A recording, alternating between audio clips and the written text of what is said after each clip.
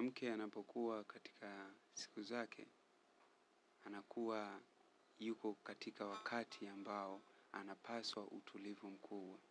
Kwa sababu mwanamke anapokuwa katika hedhi ndo wakati pekee ambao anaweza kafanyiwa chochote kile kibaya kwa mtu mwenye imani potofu. Kwa sababu mwanamke anakuwa katika hedhi ana uwezo wa kumfunga hata mume wake asishiriki tendo la ndoa na mwanamke aina yoyote akiwa katika hedhi. Kwa mwanamke anapokuwa katika hedhi anakuwa na nguvu nyingine kubwa ambayo yeye wengi hawaelewi. Kwa ndo maana mwanamke anapokuwa katika hedhi, mwanamke anayejitambua na anayeelewa anakuwa ni mtu ambaye yuko kwanza, kwa sababu mwanamke anapokuwa katika hedhi wengi wao wanakuwa ni watu wenye hasira za karibu sana. Wanakuwa ni watu wenye panic sana na wanakuwa ni watu ambao wanaweza kukujibu jinsi anavyojua yeye. Ila ile hali ikitoka anakuwa yuko sana. Uwezo ukahisi kwamba huyu ndo yule ambaye tulikuwa tunapishana hivi. Kwa watu wengi hawathamini siku zao. Siku za hedhi za mwanamke ni siku za ulinzi. Ndio maana wakota makopo kwa sasa wamekuwa na mafanikio makubwa sana wanapookota taulo ambayo mwanamke ameitumia katika hedhi. Kwa sababu inatumika kwa njia nyingi kwa watu ambao wanaamini katika mambo ya kishirikina na wanafanyia kazi nyingi sana katika mambo yao. Mwanamke ambaye yuko katika hedhi hata nguo yake akifua hapasi kuianika nje, kwa sababu anakuwa anafunga nuru yake. Kwa sababu mwanamke anapokuwa katika hedhi ile nyota inayomlinda yeye kwa ajili ya kumpa utukufu, kumpa njia ya mafanikio huwa inakaa pembeni yake. Huwa inatoka ile roho safi huwa inakaa pembeni. Ndio maana anakuwa ni watu wa jazba kila wakati. Kibaki hapo hapo. Kuna watu ambao unakuta anakuambia mimi nimetembea na mtu afike yuko siku zake. Huyo tunamwikaje sana? Anaondoka na nguvu gani? Ameondoka na nini? Yaani mtu kama unaweza anaondoka na kitu gani pale? Kwanza huyo alifanya hivyo bwana. Sije na moyo gani. Najua hawakosekani. Ndio hawakosekani, lakini hamna kitu kibaya kama kitu kama hicho. Na hata mtu mpenzi wako akiwa katika hedhi, si vyema wewe kumsaliti. Kwa sababu ukimsaliti unakuwa unazidi kujifungia. Kwa sababu ile nafsi ya kiroho ambayo inamsimamia yeye katika upendo, kwa sababu mwanamke ana 90% ya upendo kwa mwanaume kuliko mwanaume. Kwa sababu wanaume wengi huwa mara nyingi tamaa ndio ipo ndani yao. Umenielewa?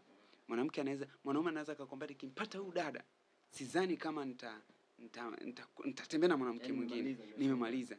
Lakini akipita dada mwingine kashajisahau. Udada vipi?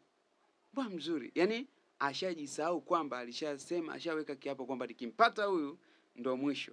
Kwa wanawake huwa wanapenda sana, lakini sasa mtu anapokuwa anashiriki tendo na mwanamke akiwa katika hedhi, anakuwa anajifungia yeye. Anakuwa anajifungia njia zake. Anajipa nuksi ndani yake. Kwa anakuwa ni mtu wa kupambana alafu mambo yake yanarudi nyuma. Kwa mtu kama huyu anapaswa kujitakasa ili atoke katika ile nguvu iliyomfunga ndani yake. Maana damu ya mwanamke ukisoma mambo ya Walawi, wanawake akiwa katika hedhi haupaswi kugusa hata kitanda chake.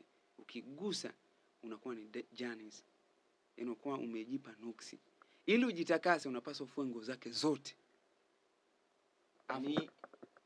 Turudie kidogo. Yaani kwa mfano umelala na mtu wa hivyo, ili ujitakase utakiwa ufanye nini?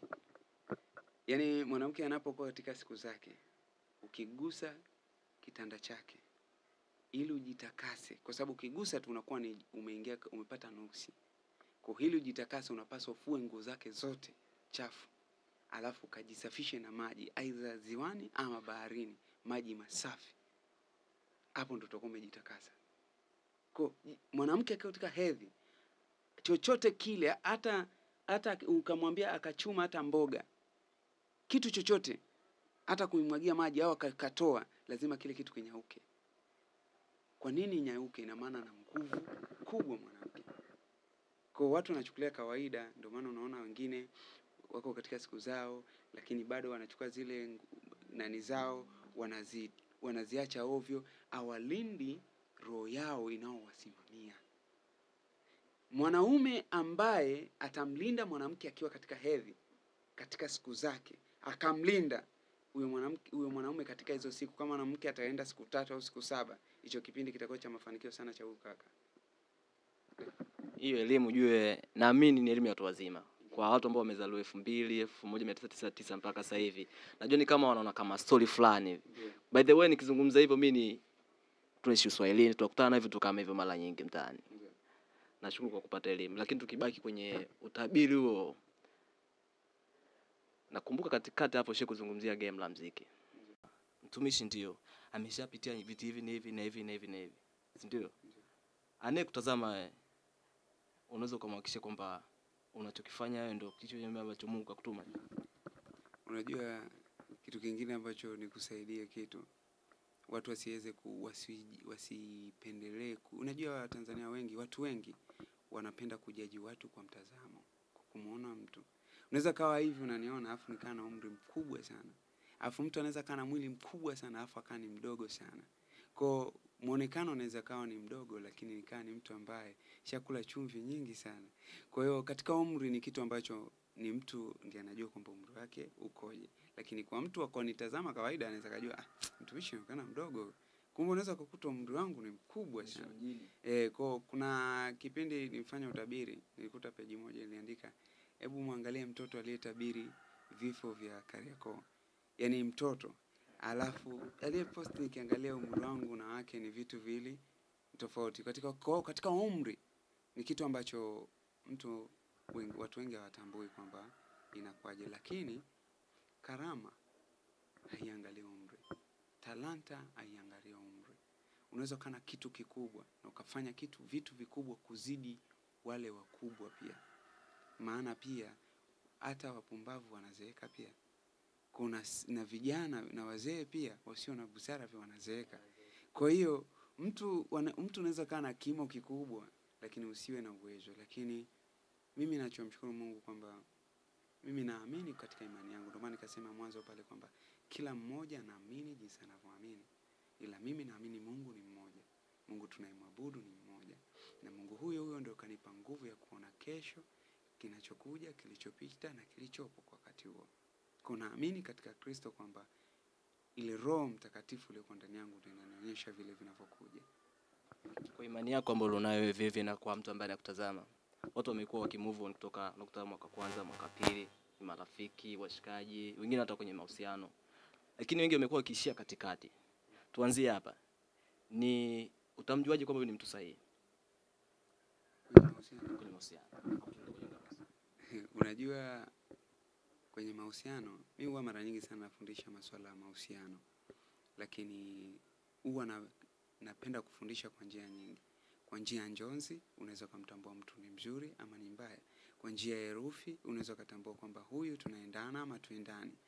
Ila siku hizi watu wanakutana, wanaoana kwa kuangaliana. Ni mzuri, sura, shepu, ana kitu, ana gari, ana simu, yaani watu, unajua wanawake wa siku hizi au watu wa siku hizi wanaingia katika mahusiano kwa kuona kitu, yaani kwa kitu alichonacho mtu.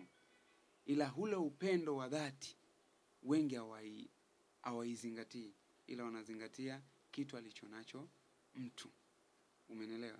Lakini huwa naelekeza ni jinsi gani mtu anaweza kutambua kwa njia njonzi. Njonzi zipi ukiziota una uwezo wa kutambua kwamba mwenzako ni mzuri au mwenzako anakuchiti au mwenzako akuchiti, mtadumu au mtadumu. Kwa hivyo ni vitu ambavyo huwa vina darasa ndefu sana. Ndio. Utamuzi kidogo. Naamini ambapo tumezungumza kama hivi mtu anaweza kuwa anakutazama baadaye. Akatamani ungedaye ajue kidogo. Kuna watu wamekuwa wakiota ndoto tofauti. Unaweza kumpa mtu ni aina gani ya ndoto ambayo mtu akiota au akiona kwa mwenzake kutoka hapa sio penyewe, hapa ndo penyewe. Hata ndoto moja tu pale. Ndoto ya kwanza, ukiota nyoka amemng'ata mwenza wako, aidha mpenzi wako, ujue mpenzi wako yuko katika mahusiano na aliye naye katika mahusiano sio mtu sahihi. Hiyo ndoto ya kwanza. Ndoto ya pili ni ukiwa unatembea ukajikua ikatoka soli ile ya kiatu ikabanduka kama ni sendo au ukajikua ukapata damu ikatoka, ina maana kwamba mahusiano yenu yatakuwa ni ya msukosuko na huyo mtu mtakuja kuachana vibaya. Kwa ndoto zipo nyingi zinazoelekeza. Kuna elimu nimeipata kidogo kwamba hizi ndoto ambazo tumekuwa tukilala tunaziota kumbe zina maana yake, si ndio? By the way, anekutazama anazidi kufuatia sasa hivi. Tukiachana mambo ya ndoto, tuzungumzie hawa watoto 2000, lika 2000 kuja juu. Kuna kitu kwa kinaitwaga usafi, mila na desturi za zamani. Kwamba zamani ukimkutana kwa mfano dada zetu, ukikutana na dada nyumbani atakiwa kwenye zile siku zake, lazima atakuwa anajificha. Yaani huwezi kukutana, yaani huwezi jua kwanza ukagundua kwamba sister yuko kwenye siku zake. Lakini sasa hivi tukizungumza kwenye maisha ya kawaida, hii kitu imekuwa kawaida. Yaani mtu kwa unatembea kukuta huyu amebeba pedi vya kawaida. Uko kwenye maisha ya mtaani unapita pita ukutana na pedi vya kawaida. Hii kwenye kwa watu ambao mnatumia imani, mnaizungumziaje?